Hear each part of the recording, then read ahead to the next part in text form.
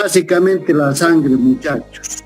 Según muchos autores, la variedad del tejido conjuntivo con sustancia intercelular líquida, que se denomina plasma.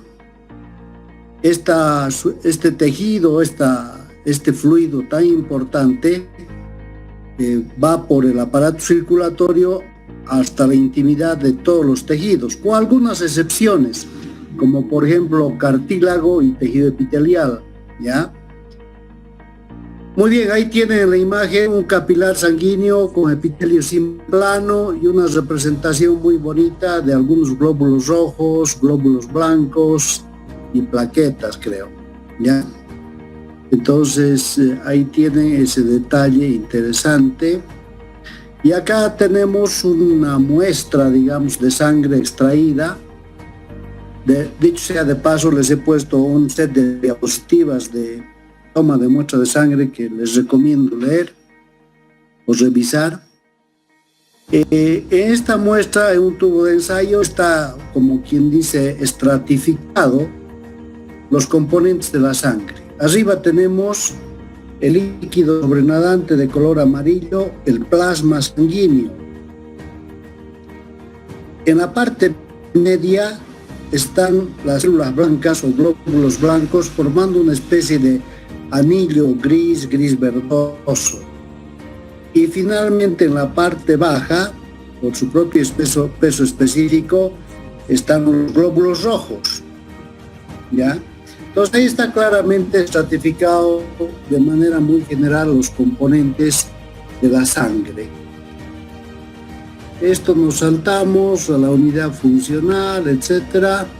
Un poco acá podemos decir, a ver, que el plasma o la sustancia intersticial lleva importantes nutrientes a todos los tejidos.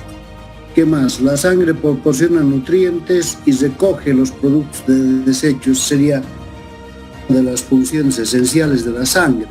Pero acá está una ampliación de ese concepto. La sangre, entre sus funciones más importantes, saber transporte de gases, básicamente oxígeno y anhídrido carbónico. Aunque aclaro, la sangre tiene la potencialidad de transportar cualquier gas que predomine en el ambiente. Que hay gente que muere intoxicada por gases. Pero vuelvo a repetir, en condiciones normales, oxígeno y dióxido de carbono. Nutrientes transporta la sangre a través del plasma sanguíneo, por si acaso. Proteínas, sales minerales, vitaminas, hidratos de carbono, azúcares, etc. Luego, la sangre participa en la regulación de la temperatura en los animales homeotermos. Claro, esta división, no sé, por zoología de colegio tal vez sepan que en el reino animal, respecto a la temperatura, hay dos grupos. Los homeotermos, cuya sangre está a mayor temperatura que la del medio ambiente. A ese grupo pertenecemos nosotros. Nuestra sangre está a 37, 36 grados y el medio ambiente debe estar a 15, en este momento, digamos 18. Los poiquilotermos, mal llamados animales de sangre fría, son aquellas especies cuya sangre está a la temperatura del medio ambiente. Reptiles, por eso las víboras duermen en las carreteras, para tratar de subir un poco su temperatura orgánica. Los saurios también, hay varias especies, pero entre las especies domésticas todas son homeotermas, eso se aclara. Y la sangre actúa distribuyendo la temperatura, no es que regula, distribuye la temperatura regulada por un grupo de células nerviosas en el cerebro que se llama precisamente núcleo de la temperatura, ¿ya? Muy bien. Interviene en la defensa del organismo contra infecciones merced a sus glóbulos blancos y al transporte de anticuerpos contra determinadas infecciones. Muy bien. Seguimos. A ver. Esto ya hemos visto. Acá hay una referencia a lo que es el plasma sanguíneo. El plasma sanguíneo, como todo fluido orgánico, tiene un 90% de agua, sales minerales, calcio, fósforo, nutrientes, a ver qué nutrientes, azúcares, hidratos de carbono, no tanto hidratos de carbono complejos, ¿no? Azúcares más que nada, como digamos, la glucosa, que es el azúcar propio de la sangre, y sales minerales, ya lo dije, calcio, fósforo, y vitaminas del compuesto B, sobre todo, y también transporta sustancias de desecho, residuos metabólicos. Por ejemplo, el metabolismo de las proteínas, ahí está la urea en ciertos animales, ácido úrico en nosotros y en las aves, amoníaco en los peces, etc. Entonces, de alguna manera, la sangre transporta estas sustancias de desecho, sobre todo para ser eliminadas a través de la orina, por si acaso, ¿ya? Muy bien, proteínas y hormonas, proteínas de diferente peso molecular y hormonas que van del órgano de producción al órgano blanco, digamos. Elementos formes de la sangre, me gusta más decir que células sanguíneas, porque no todas son células completas, ¿no es cierto? Ahí tenemos a los glóbulos rojos de los mamíferos con su típica forma de disco bicóncavo, por eso la hendidura media. Al otro lado tenemos a un glóbulo blanco, parecido a un coronavirus, ¿no? A un glóbulo blanco, no se especifica en este momento qué glóbulo blanco, solo que observen la relación de tamaño, ¿no? Los glóbulos rojos están en el orden de las 5 o 6 micras, y los glóbulos blancos están en el orden de las 10, 12 micras, casi el doble de tamaño. Y al medio, esa forma media rarita, irregular, son las plaquetas. Muy bien. Ahí tienen probablemente una fotografía, me parece que es una fotografía con algún tipo de microscopio de inmunofluorescencia o especializado. A ver, a la izquierda, la flechita de la izquierda, ¿qué estamos viendo? ¿Alguien puede dar su opinión? Son glóbulos rojos. Glóbulos rojos, ¿por qué? Porque no vemos núcleo y vemos como una hendidura, ¿no? En la parte media, como si estuviera aplastadita en la parte media. Esa es la característica de los glóbulos rojos de los mamíferos. En la parte media, esa flechita de medio, ¿qué sería? Plaquetas. Plaquetas, pero les comento que rara vez se ven así. Se dice precisamente en plural porque siempre hay grupos de plaquetas. Entonces, así se ven cuando se toma aspirina, les cuento. La aspirina es un desagregante plaquetario, se dice. Entonces, hay medicamentos que dispersan a las plaquetas, entre ellos la aspirina.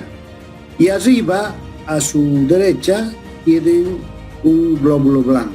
No podemos especificar, la coloración no nos da para decirles qué glóbulo blanco es. ¿Listo? ¿Hasta acá alguna pregunta, muchachos? ¿Dónde se forma la sangre, muchachos? Les he hecho un buen resumen de sangre, creo, o sea que todo esto está ahí y tienen oportunidad de leerlo. Tienen un buen material de estudio ahí. La formación de la sangre recibe el nombre de hematopoiesis o hemopoiesis, ambos vocablos griegos, ¿ya? Poiesis es formación, hemosangre, ya saben. Acá está, por fin usa este autor que los elementos formes, está bien eso, a partir de un precursor común o una célula madre. Estas células madres se encuentran en la médula ósea, fíjense, y son responsables de formar todas las células. Acá hay una mentira, no todas las células se forman en la médula ósea, no todos los glóbulos blancos se forman en la médula ósea. Hay otros órganos también que participan, pero eso lo aclaramos más adelante. Pero podemos concluir que la mayor parte de los elementos formes de la sangre se originan en la médula ósea. Esto en el animal adulto, por si acaso, porque en el animal joven o en el niño, en el bebé, hasta el hígado forma glóbulos rojos, muchachos. El vaso también es otro órgano que forma, pero a cierta edad empiezan a abandonar esa función, ¿ya? Y queda la médula ósea únicamente. A ver, iremos con los glóbulos blancos o leucocitos, llamado serie blanca también a nivel de laboratorio. Son células con tamaños y formas diferentes, son vitales, importantísimas para el sistema inmunitario o inmunológico porque combaten las infecciones. La vida útil está en el orden de los 4 a 30 días, dependiendo un poco de cuál de los glóbulos blancos. Hay entre 5.000 a 11.000 por milímetro cúbico, muchachos, eso faltaba ahí. Muy bien. ¿Cuáles son los glóbulos blancos más importantes? Todos los glóbulos blancos, pero los dividimos o los clasificamos en granulocitos, aquellos que tienen gránulos y citoplasma. Recuerden que son células completas, tienen núcleo y citoplasma. Y agranulocitos, aquellos que no tienen gránulos en citoplasma. Y de ahí, a partir de ahí, muchachos, no se olviden que se utiliza colorantes para observar tejidos, sangre, etc. A partir de ahí se subclasifican, digamos, o se subdividen por la afinidad a los colorantes, ¿ya? Entonces tenemos el neutrófilo, por si acaso está mal escrito en el cuadro. Neutrófilo, el más numeroso.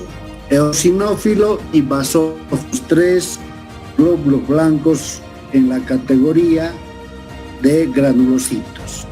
Y a granulocitos, 2 células que les van a resultar familiares porque Franz se las describió en tejido conjuntivo. Monocito y el linfocito.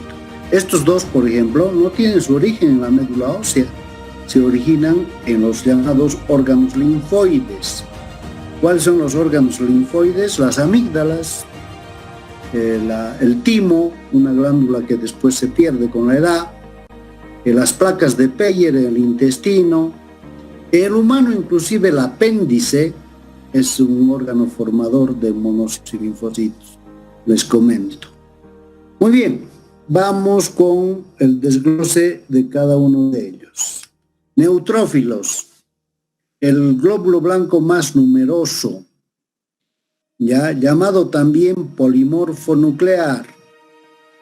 Fíjense, su núcleo ocupa más o menos la parte central de la célula y se presenta lobulado, o sea, dividido así como en gotitas, ¿no? Como en fragmentos, unidos estos fragmentos mediante una especie de puentes, ahí lo dice. Su periodo de vida no es tan corto, por si acaso, puede vivir hasta algunos días, ¿ya? ¿Qué más les puedo decir de este neutrófilo? El número de lóbulos varía según el tiempo en circulación sanguínea. Los glóbulos blancos más jóvenes no presentan tantos lóbulos, ¿ya? Y si observan un poco los gránulos, algunos son azules o violetas y otros rosaditos. Es la respuesta neutra, por eso se llaman neutrófilos, a los colorantes, ¿ya? Muy bien. Su función, fagocitosis. Fagocita bacterias, constituye una de las primeras barreras defensivas, digamos, del organismo, y aumenta su número de infecciones, y a eso se llama neutrofilia. La disminución, también a veces por enfermedad o por problemas nutricionales, neutropenia, ¿ya?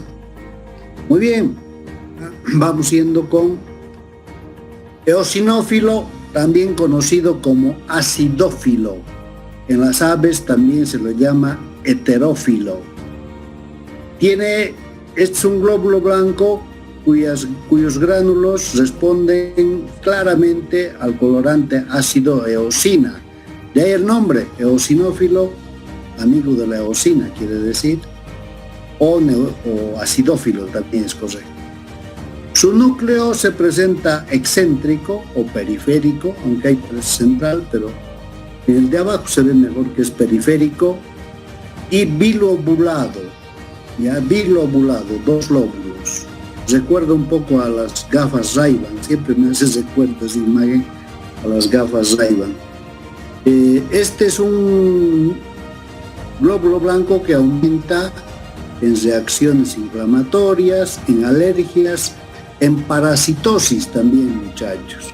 Si un animal está parasitado, seguramente el número de glóbulos blancos eosinófilos va a aumentar.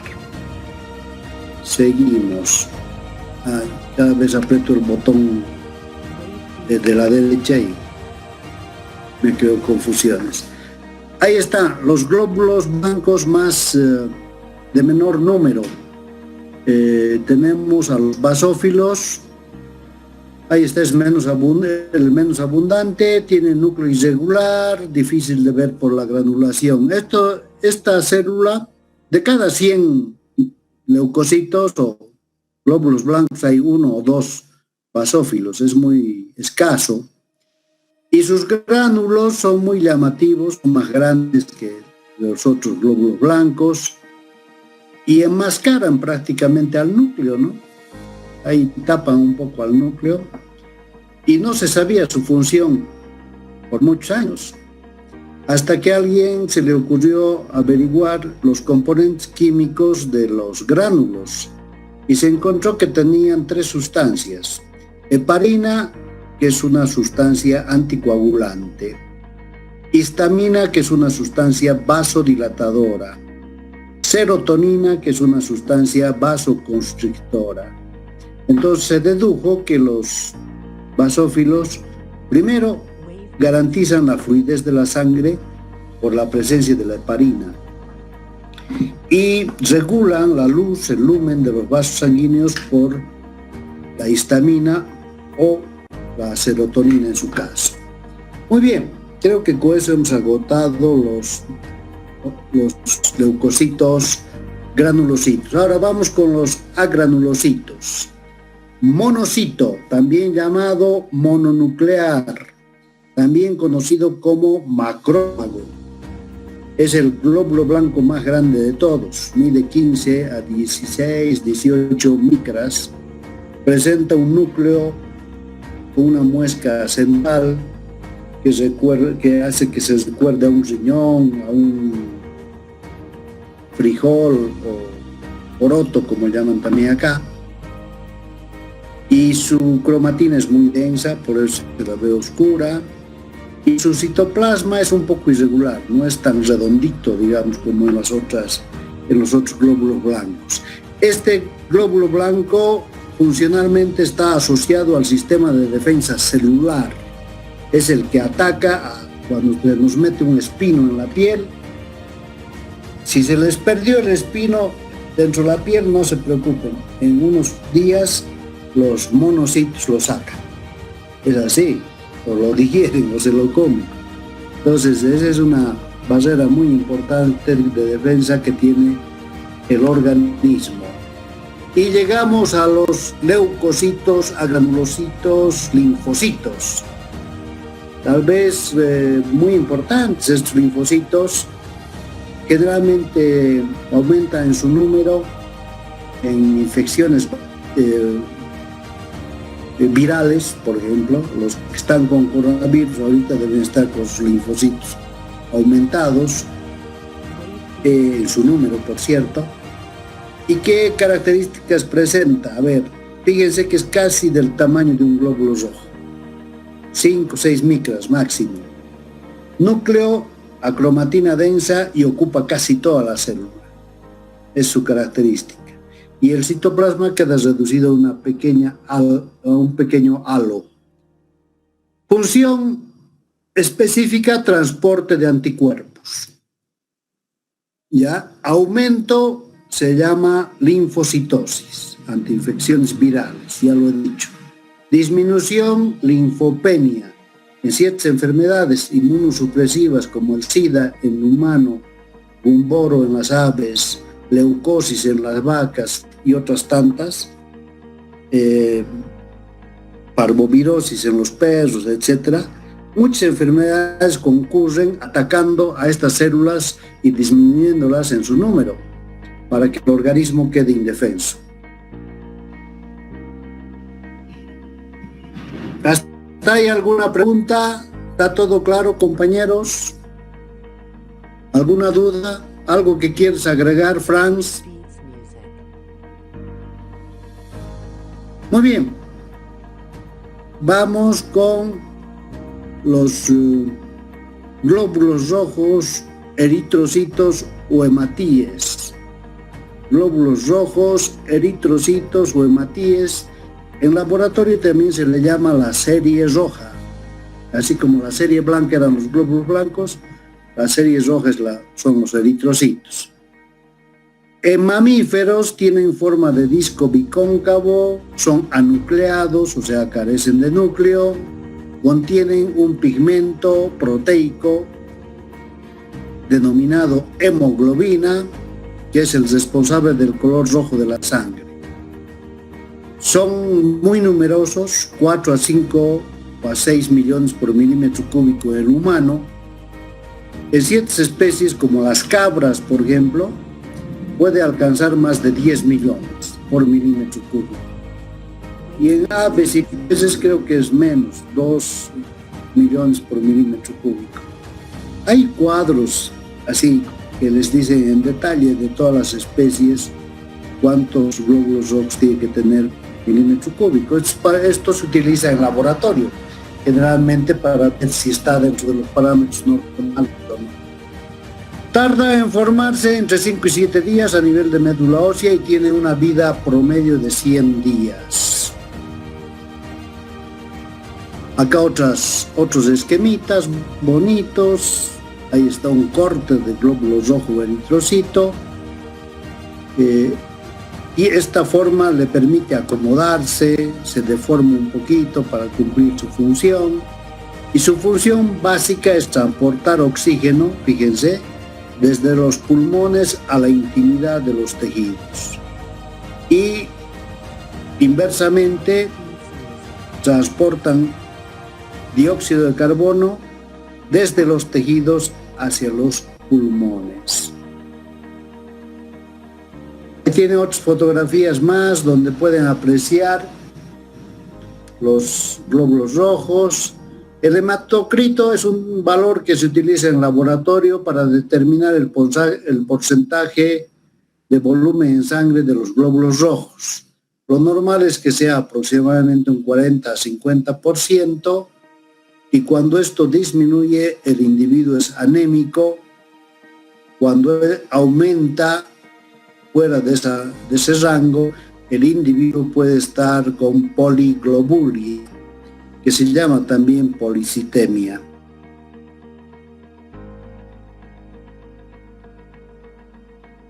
La eritropoyetina, ¿qué es? Básicamente la eritropoyetina es una hormona producida por el riñón que ante el aumento o disminución de la tensión de oxígeno en el ambiente, esta hormona es emitida, empieza a circular en sangre para que los órganos hematopoyéticos produzcan más glóbulos rojos. Por ejemplo, si viajamos a La Paz y nos quedamos allá, digamos, los primeros 5 días vamos a cansarnos rápido, las subidas van a ser penosas, nos va a doler la cabeza, etcétera, pero después al mes ya no sentimos eso porque nuestro número de glóbulos rojos ha aumentado por acción de la eritropoyetina. Entonces no se olviden esa función reguladora del riñón, muchachos. El riñón estimula mediante la eritropoyetina la médula ósea para la formación de más glóbulos rojos. Y esta sustancia, hemoglobina, es la responsable de el transporte de oxígeno. Cuando los glóbulos rojos circulan en pulmón, muchachos, esta hemoglobina permite la captación de oxígeno, que es llevado a los tejidos. Y de los tejidos se libera el oxígeno y se capta el dióxido de carbono, ¿no? Gracias a esta sustancia. Dicen que es importante para el rendimiento de un deportista. Acá se está yendo por otro lado el autor de este trabajo, no nos interesa mucho esa parte. Acá está un poco más explicadita, en forma más esquemática. A ver, los glóbulos rojos toman el oxígeno de los pulmones, que se integra a las moléculas de hemoglobina, formando la oxihemoglobina. ¿Ya? El oxígeno se libera a las células a partir de la sangre, ¿no es cierto? ¿Ya? Y ese momento se transforma en desoxihemoglobina. Luego, la parte que no está es que de los tejidos, los glóbulos rojos captan dióxido de carbono y esa hemoglobina se transforma en carboxihemoglobina. Muy bien. ¿Preguntas hasta acá, muchachos? Franz, ¿alguna duda? ¿Me escuchan?